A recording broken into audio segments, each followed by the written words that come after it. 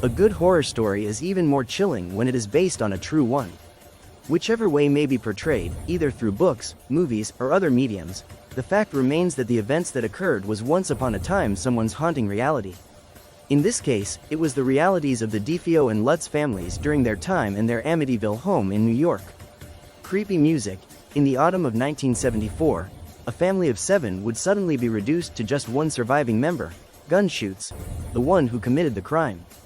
Before that fateful night, the DeFeos weren't exactly a happy household, with rumors of Ronald Sr. being hostile, abusive, overbearing, and dominant. His way of fathering is believed to have caused Ronald Jr., also known as Butch, develop into a troubled young adult.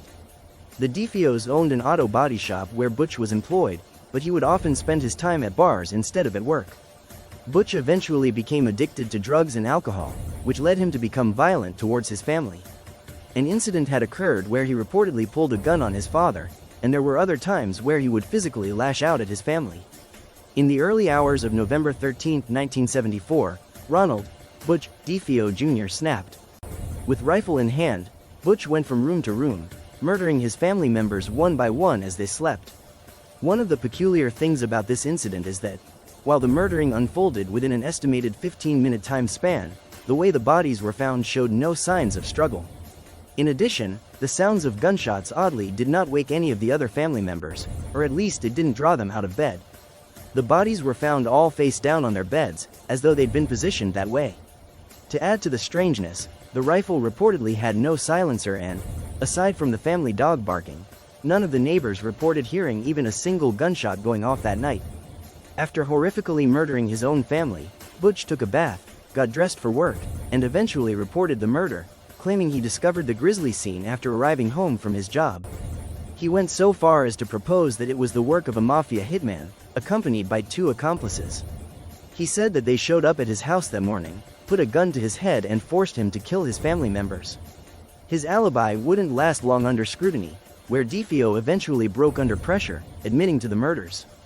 He later showed police where he had discarded the rifle and the bloodstained clothes. In his confession, he stated, "DeFeo, once I started, I just couldn't stop. It went so fast." Narrator. It was said that Ronald Jr. was hearing voices that influenced him to carry out the murders. However, the prosecutors had a psychiatrist argue against that, who then diagnosed Ronald with antisocial personality disorder, meaning that Ronald hadn't actually been hearing voices nor had he been possessed by another personality. He just thought that the killing of his family was not wrong. DeFeo was convicted by a jury for 6 counts of murder and sentenced to 6 consecutive life terms, which he is still serving at the Sullivan Correctional Facility in New York. There is still a theory that a second killer was also present, but never caught. Just a little over a year following the mass murder of the DeFeo family, the DeFeo residence on Ocean Boulevard would become the dream home for a new family, the Lutz. With the Amityville home riddled in its gruesome past, one can't help but wonder about the possibility of a residual energy lingering on the property, haunting the ground it was trapped on. But one wouldn't have to wonder for very long before the Lutz would come forth with their alleged not-so-house-warming stories. After house hunting for what seemed like forever, George and Kathy Lutz finally came across a listing for what they didn't realize at the time was the DeFeo home. They decided to check it out and, while the house was over their original budget of $30,000 to $50,000, they, for some reason, found themselves drawn to the attractive, hip-roofed colonial house with 6 bedrooms, a heated pool, and a large boathouse on the Amityville River. And, despite being informed about the house's murderous past, the Lutz fell in love with the home and decided it would be theirs. They purchased it at the bargain price of $80,000 and never once considered the house to be uninhabitable due to its past, and similarly to the Hollywood portrayal, guy who kills his whole family. Doesn't it bother you? Well, yeah, sure, but they felt that houses don't have memories. Narrator. But the Lutz dream home would quickly become one of a nightmare. The events that soon followed would eventually be known to the public through the work of author Jay Anson, who wrote and captured the events in his infamous book, Thr Amityville Horror. Prior to moving into the house, George Lutz was an active businessman. But immediately after moving in, he underwent a sudden personality change, becoming sluggardly, chilled, and cranky. He found himself waking up at 3:15 a.m. every night and was unable to go back to sleep. Come to find out, it was at this time that the DeFeo murders took place. Gunshoots. One night, He saw his 5-year-old daughter, Missy, standing by her bedroom window with the outline of a pig's face with red eyes behind her. He quickly ran inside her room, only to find his daughter sound asleep. Shortly thereafter, Missy began speaking of a new friend she was playing with, a pig named Jody. In another chilling instance, George looked down at his wife, Kathy, while she was sleeping and saw her face had changed and seemingly aged her as if she was a 90-year-old woman. Apparently part of the house's effect on Kathy was that she would go through periods where she aged unnaturally fast and appeared to be another person altogether. This was reportedly also witnessed by her mother. Strange things continued to happen, such as doors ripped off hinges, a room full of flies in the middle of winter, cloven hoof prints in the snow just outside their doors, green slime oozing on the walls, and the discovery of a secret room in the basement that was nowhere on the house's original blueprint. This room was painted blood red and it was only big enough for 2 people to sit intimately close. It also gave off an intermittent odor. George even tried to take their family dog down there and said of the attempt, "George, he just wouldn't go in. He backed away. It is the only time that I can recall him ever cowering from something." Narrator: One night, George heard the sound of a band playing downstairs, and when he went into the living room to investigate, there was no one there. But the rug had been rolled up and the furniture had been moved as if someone had made space for dancing. The priest they enlisted to help them also experienced a variety of strange phenomena and illness after getting involved with the house. The Amityville Horror author, Jay Anson, said meeting the priest solidified his decision to write the book, saying, "Jay, because it was corroboration. This was actually happening to someone. This was not an exorcist or an omen. From there, I started to create the book." Narrator: On January 14, 1976, after just living 28 days in their new home, a particularly scary night drove the Lutz to suddenly pack their bags, leaving the rest of their belongings behind, never to return again. They didn't expect to leave forever that day. According to a 2005 interview with George Lutz, "George, we didn't get up to leave that morning, you need to understand that. This was our house, we lived there. When we left, we didn't know we weren't coming back. We didn't know that what we were leaving behind, we would never see again." Narrator: Their belongings at the house, according to a Washington Post article from 1979, were to be auctioned off later. Playful music. The Lutz shared the supernatural phenomena that they experienced in their time living in the Amityville house with Anson, who eventually turned their true story into an instant bestseller in 1977. The LA Times hailed it as fascinating and frightening.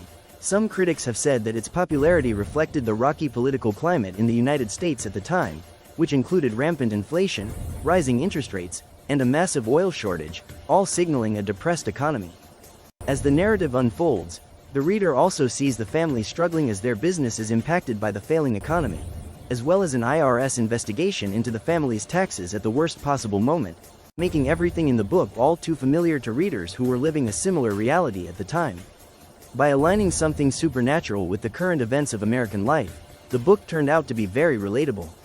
It was also said to have exploited contemporary, popular trends of the pulp horror genre, including a family patriarch who was drinking and mean and out of his normal character, as seen in The Shining, enlisting or forcing a priest to help them against his will or better judgment, like The Exorcist, as well as excessive vomiting, also in The Exorcist, and even the setting of a northeastern beach town, like Jaws.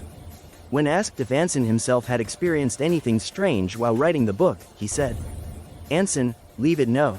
Narrator: Though, he did note that he had a heart attack after writing it, which he felt was unrelated.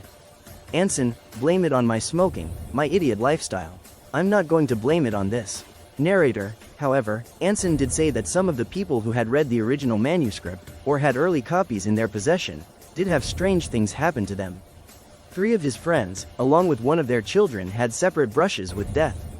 One was fatal. The first had a fire breakout in his car as he was driving back to the publisher with the manuscript. The second friend and his son nearly drowned in their car while a copy of the manuscript was in their trunk. Reportedly, when the car trunk was opened, the only thing that was still dry inside was the manuscript, despite the fact that it had only been held in a clasped envelope. And the third friend, whom Anson had given the first 2 chapters to read, died in a fire the first night she received them. And in the remains of the fire, the manuscript was found in perfect condition. There have been several film adaptations of the story, including a 1979 version starring James Brolin. James, I'm Coming Apart. Narrator, and a 2005 version, starring Ryan Reynolds, both actors taking on the role of George Lutz. The book and both movies are loyal to the setting and the true backstory of the house where a grisly mass murder had occurred. Both films were said to deviate from the original stories slightly to add to the terror of the hauntings, such as the addition of a babysitter in both films, who watched the kids while George and Kathy, in the 1979 version, went to Kathy's brother's wedding. Missy, I don't want to go to bed. I want to play with Jody. Narrator, in the 2005 version, they just had a night out. Freaky being back here. Narrator, in the book, the entire family attended the wedding. Yeah, I got you the first time. Good night, Billy. Narrator, the 1979 version also begins with the murders, like the book, but in a way that features the house itself as the haunted vessel. Reporter, accused told the police he heard voice coming from within the house, telling him to, in contrast to the 2005 version, which portrayed the murder victims in a way that would focus on their ghost's child, hi Lisa, rather than the house. Look what Ronnie did. Narrator, another thing that is noticeably different between the book and the movies is that they all establish slightly different versions of what happens to the priest, all of whom have different names. Ghost, get out. Narrator, in the book, he hears a voice yelling at him to get out and then experiences flu-like symptoms when he interacts any further with the Lutz, ultimately giving up on helping them to essentially go on vacation. But in the movies, there are physical effects on him, like when he's attacked in the house by supernaturally controlled flies and ultimately goes blind. Hello, Kathy? Father Delaney, there's something very important, phone clatters. Narrator, on the whole, the 2005 version was said to make more things up entirely. Music screeches, and the 1979 film features certain things that happen in the book that the other film excluded, but with less context. Apart from the mystery surrounding Ronald DeFeo Jr. hearing voices that led him to kill his entire family in 1974 and the supernatural phenomena experienced by the Lutzes in 1975, there have been no other known stories or accounts of hauntings in the Ocean Avenue house. According to the Washington Post and realty firm Coldwell Banker Harbor Light owner, Jerry O'Neill, the house has been owned by 4 different families since the murders in 1974. Its address was changed by the request of a previous owner, who lived in the house following the loots. The last time the house was listed for sale was in the summer of 2016, and it sold for $605,000 in February 2017, according to Zillow. Before that, the house was sold in 2010 for $950,000. While there are some debates on whether or not the Lutz story was true, the fact remains that a mass murder of an entire family did indeed take place on that property. That is undeniable. The supernatural has been known to turn skeptics into believers, so whether it's a trinket, a piece of clothing, or an entire house, be careful what you decide to acquire because you may end up with far more than you bargained for.